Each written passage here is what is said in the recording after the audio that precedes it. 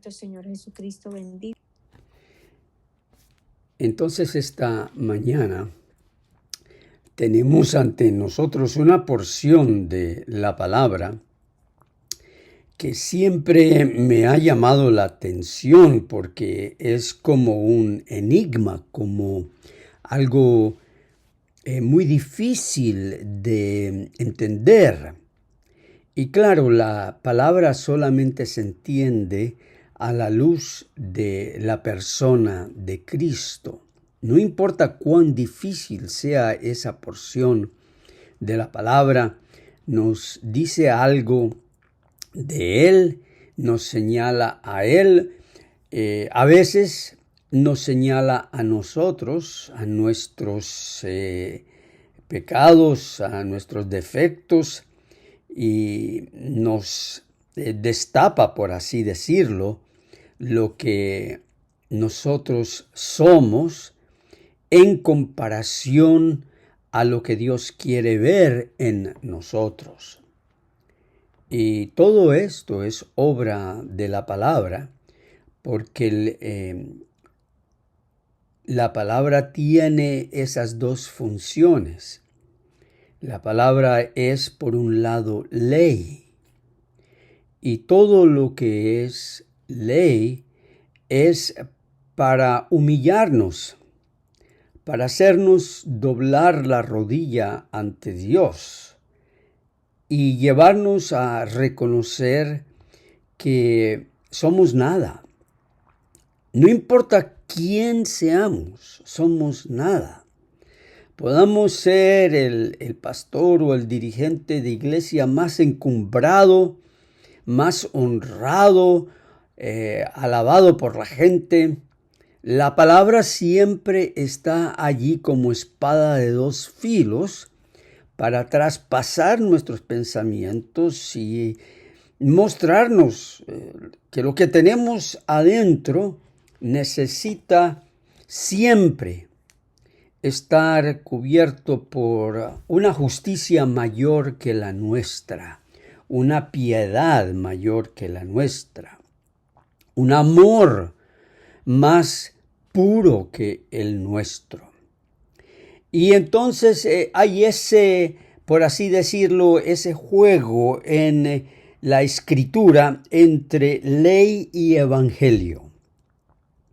La ley nos destapa a nosotros, nos muestra lo que tenemos adentro, pero es solo para enviarnos a Cristo, que es nuestro consuelo y nuestra respuesta, porque en Él encontramos el Salvador que nos dice: venid a mí todos los que estáis trabajados y cargados, y yo os daré descanso. Y Él nos da el descanso con su vida pura, que Él interpone en nuestra vida y el Padre.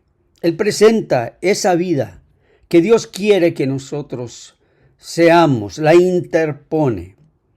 Y le dice al Padre: no mires la vida de ellos, mira solamente mi vida, porque yo di mi vida por ellos. Tú me pusiste a mí como el Salvador. Y ese es el Evangelio, de tal modo que en la Escritura encontramos ley y encontramos Evangelio. No importa si es en el Antiguo Testamento o es en el Nuevo Testamento. Y el que pueda entender estas dos posiciones, estas dos maneras de leer la Escritura, no va a estar confundido. Es cuando a uno le presentan la ley sin Cristo y le dicen: tienes que guardar esto, hacer esto, tienes que presentar a Dios una vida perfecta cada día. Y cada día nosotros nos miramos en el espejo y nos decimos: no hemos cumplido, la regué, La eché a perder, yo que estaba cuidando mis pensamientos, estaba cuidando mis palabras y en un momento me salió una mala palabra y entonces viene esa acusación, aunque sea por lo que nos parezca poca cosa. Entonces, cuando se presenta la palabra como ley sin Cristo, el creyente vive una vida confundida, una vida absorta en su comportamiento, en sí mismo, siempre tratando de compensar con alguna obra, con alguna cosa, compensar por sus faltas. Ahora, ¿qué tengo que hacer para que el Señor no se enoje conmigo por lo que hice, por un error que cometí? Y entonces el cristiano vive todo preocupado.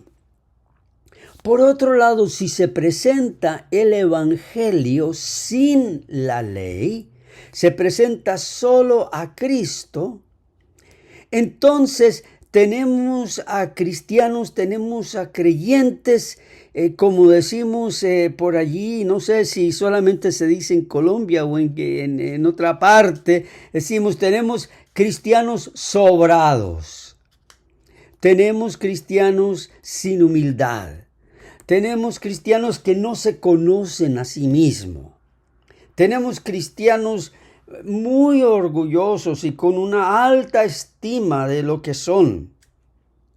¿Por qué? Porque no han entendido que cada día de nuestras vidas, hasta el último día de nuestra vida, vamos a necesitar la vida de Cristo porque somos pecadores. Pero el que no se considera pecador, el que no se ha encontrado cara a cara con la ley, pues entonces siempre va a tener una alta estima de sí mismo y poca estima de los que no son como él. Siempre va a estar midiendo a otros según su propia manera de ser, y siempre los demás no van a estar a la altura de ellos. Al menos así es lo que piensan, y me estoy refiriendo ahora a los creyentes que solo reciben la palabra del Evangelio sin antes haber sido cortados y expuestos en sus pecados, en sus delitos, en su manera de ser, de pensar por la ley. Bien, habiendo dicho todo esto, quiero compartir con ustedes una porción de la Escritura que es al mismo tiempo ley y evangelio. Y hay porciones de las Escrituras que son así. Y especialmente una frase allí que les va a tener a ustedes, les va a sorprender. Vamos a leerla entonces. Creo que aquí esta mañana puedo compartir la palabra. A ver, ¿dónde está? ¿Cómo hacer esto? Aquí está. Voy a compartir la palabra de Apocalipsis, capítulo 14. Y esta porción tiene varias partes enigmáticas que por mucho tiempo han asediado a los doctos, a los académicos en las Escrituras, y hasta el día de hoy se siguen rascando la cabeza. ¿Qué es lo que quiere decir esto? Pero entendiendo uno que hay ley y hay evangelio, y se hace más comprensible todas estas frases que parecen enigmáticas o secretas, pues dice aquí el cántico de los 144,000. Y recuerden que este es el apóstol Juan, el apóstol del amor, el que reposaba su cabeza sobre el hombro de Cristo, tenía esa amistad con el Señor. estaba ya en la isla de Patmos por causa del Evangelio, porque el emperador romano pensaba que la predicación de Juan era una crítica directa al emperador como hijo de Dios, porque el emperador romano se consideraba el hijo de Dios. Y también criticaba a sus otros dioses del imperio. Y el emperador había captado que en la predicación de Juan había una seria crítica que estaba robando el corazón de los ciudadanos de su imperio. Los estaba robando y los estaba llevando a poner fe en este otro Cristo, un Mesías, un Señor, que para el emperador había sido crucificado y muerto. Entonces, ¿por qué razón Juan predica la fe en un Dios muerto, si yo soy el Dios vivo? Así que había todo un fondo político, social. Y Juan está ahora recluso en la isla de Patmos, un lugar inhóspito, y él ya anciano, pero Dios le da una visión de Cristo increíble. Pero Juan tiene que escribir con mucho cuidado y el Espíritu Santo le ayuda, le infunde pensamientos para poder escribir con cuidado y discreción a los cristianos. Después miré y he aquí el Cordero estaba en pie sobre el monte Sión. Juan siempre está colocando al Cordero en un lugar alto. Eso es, si llevamos algo de esta charla esta mañana, que sea eso, de llevar al Cordero en un lugar alto. Al Cordero que fue sacrificado por nosotros desde antes de la fundación del mundo. Y con él 144,000 que tenían el nombre de él y el de su padre escrito en la frente. 144,000. Los números durante el tiempo de Roma eran muy importantes.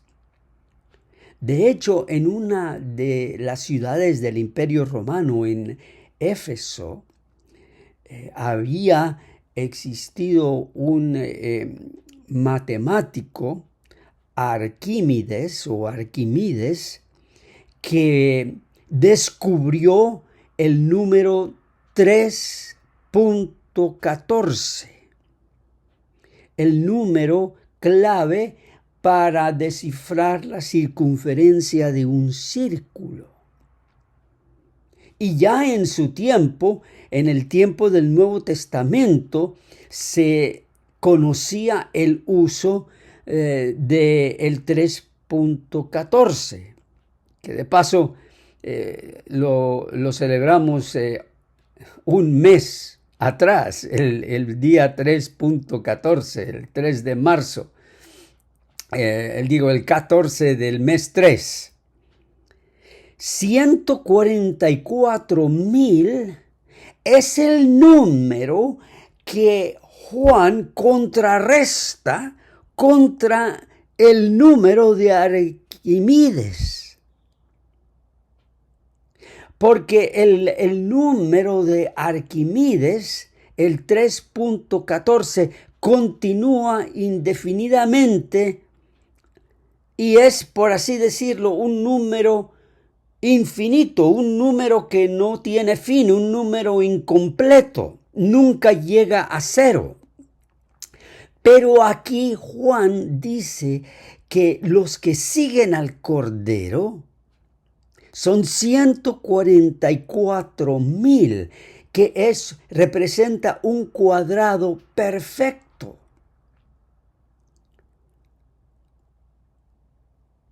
Es decir, nadie falta.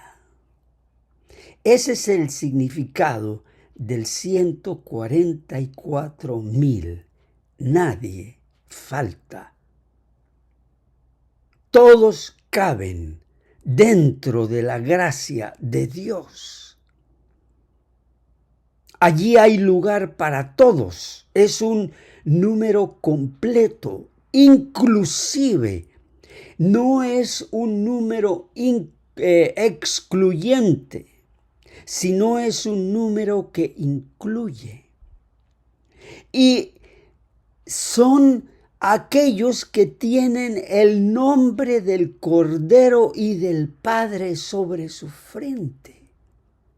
Este es un grupo maravilloso. Y tienen el nombre de Cristo, del Cordero y del Padre, porque esta unidad siempre ha existido desde la eternidad. Donde está el Hijo está el Padre, y donde está el Padre está el Hijo. Y quien los acompaña es el Espíritu Santo. Así que este número completo tienen el nombre de Cristo y del Padre, colocado allí por el Espíritu Santo en la frente. Y todo aquel que por fe se acerca al Señor y le dice: necesito la vida de Cristo porque la mía no es suficiente,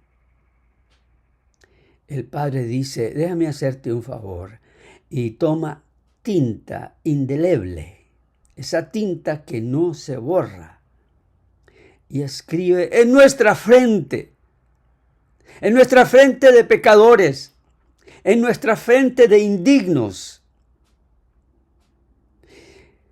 Y escribe allí el nombre de Cristo Jesús y el nombre de Yahvé, el nombre del Padre. Tinta indeleble.